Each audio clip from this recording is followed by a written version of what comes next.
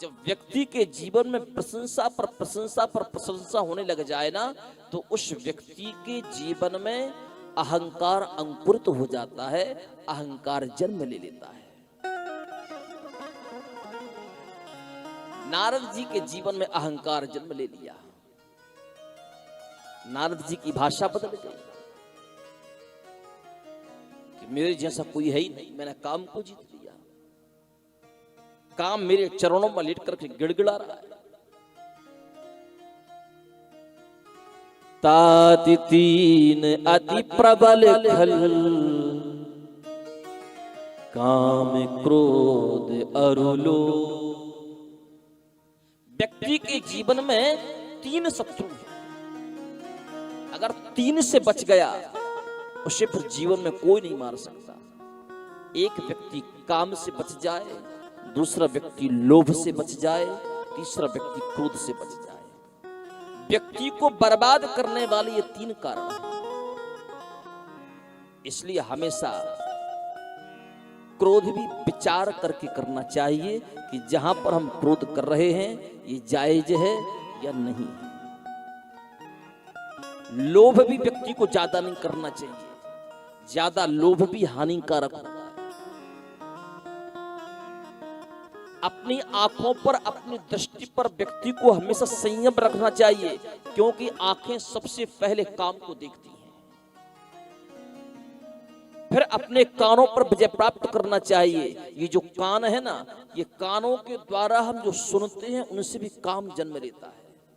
इसलिए कानों से भगवान की कथा सुनो, आंखों से भगवान का दर्शन करो, आप काम को जीत लो। एक संसारी व्यक्ति की प्रशंसा करने पर व्यक्ति इतना अहम के वशीभूत हो जाता है कि फिर वो अपने जीवन में कभी किसी को कुछ समझता ही नहीं। और जिसकी प्रशंसा यदि भगवान करने लग जाए तो फिर साधारण मनुष्य की प्रशंसा में तो कहीं ना कहीं चतुरता छुपी रहती है, लेकिन भगवान यदि जिसकी प्रशंसा करें तो भगवान की प्रशंसा में तो कोई चतुरता होगी नहीं। एक दिन की बात है, भरत जी भगवान के चरणों में बैठे हुए थे। भगवान राम भरत जी की प्रशंसा कर रहे थे।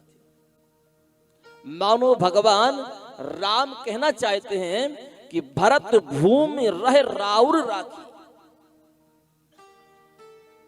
हे भरत, आज ये सारी की सारी पृथ्वी टिकी हुई है ना, तो तुम्हारे धर्म रूपी बल पर टिकी हुई है। अगर तुम यहां पर ना होते तो ये धरती का क्या होता है, पृथ्वी का क्या होता।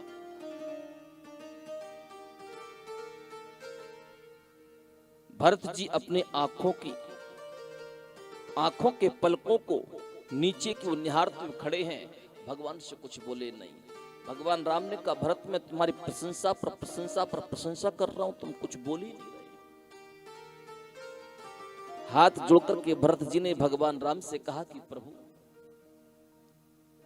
जैसे कि मान लो एक नगर में एक व्यक्ति बंदर को लेकर के आ जाए और एक चौराहे चौक पर बंदर को नचाने लग जाए, और जब बंदर जब नाचेगा तो नचाने वाला जैसा कहेगा बंदर वैसा नाचेगा, तो उस समय जो लोग देखने वाले होंगे वो प्रशंसा किसकी करेंगे, बंदर की करेंगे या जो नचा रहा है उसकी करेंगे? लोग यही कहेंगे ना, बायारिश ने बंदर को कितना पढ़ाया है, बायारिश ने बंदर को कितना सिखाया है, बायार जैसा जैसा ये बोलता है बंदर वैसा वैसा करता है। भगवान ने कहा मतलब भरत जी कहते हैं कि हम तो बंदर हैं, हमको नचाने वाले आप हो, जैसे आप हमको नचाओगे वैसे हम नाचेंगे। सबही नचावत राम गोसाई। कहने का तात्पर्य क्या है, यदि संसार में जो व्यक्ति हमारी अपनी प्रशंसा करे उस प्रशंसा को भगवान से जोड़ देना चाहिए। यदि उस प्रशंसा को भगवान से जोड़ दोगे तो जीवन में कभी भी अहंकार जन्म नहीं देगा। लेकिन जहां पर दुनिया के लोग हमारी प्रशंसा करने लग जाएं, वहां पर उसी क्षण अहंकार जन्म ले लेता है। राम कथा में दो पात्र ऐसे हुए जिनकी भगवान ने खूब भूरी भूरी प्रशंसा की, लेकिन उन्होंने उस सारी की सारी प्रशंसा को प्रभु श्री राम के चरणों में समर्पित कर दी। एक बार भगवान श्री राम ने हनुमान जी की बहुत प्रशंसा की, और जैसी हनुमान जी की प्रशंसा की, हनुमान जी दौड़े दौड़े आए, बचाओ बचाओ त्राहिमाम शरणागतम, भगवान के चरणों को पकड़ लिया दोनों हाथों से। भगवान ने, क्या हुआ हनुमान, इतने भयभीत क्यों हो? इतने भयभीत तो तुम उस समय भी नहीं थे जिस समय तुम लंका में पहुंचे और लंका में तुम्हारे संपूर्ण पूंछ को वस्त्रों से बांध करके आग लगा दी। उस समय तुम इतने भयभीत नहीं हुए, और आज ऐसा कौन सा पहाड़ तुम्हारे ऊपर टूट गया जिससे तुम त्राहिमाम शरणागतम, बचाओ बचाओ बचाओ, और हमारे शरणों को पकड़ रहे हो। हनुमान जी महाराज कहते हैं, प्रभु लंका में कोई भय होने का संकेत ही नहीं था।